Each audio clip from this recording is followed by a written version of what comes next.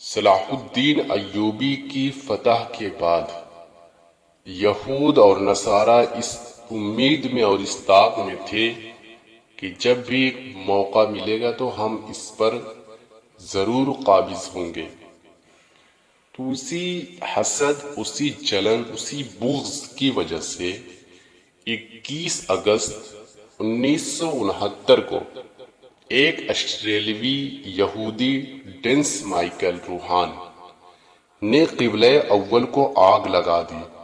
جس سے مسجد اقصی 3 گھنٹے تک آگ کی لپیٹ میں رہی اور جنوبی مشرقی جانب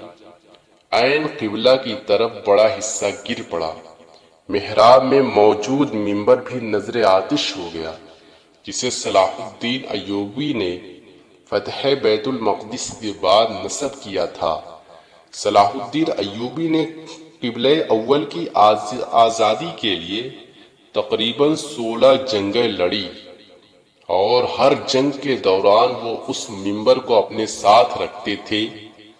تاکہ فتح ہونے کے بعد اس کو مسجد میں نصب کرے۔ اس المناک واقعے کے بعد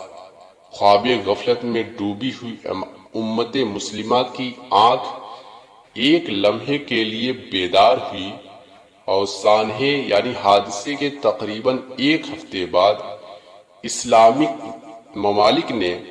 مؤتمر عالم اسلامی OIC قائم کر دی۔ تاہم 1973 میں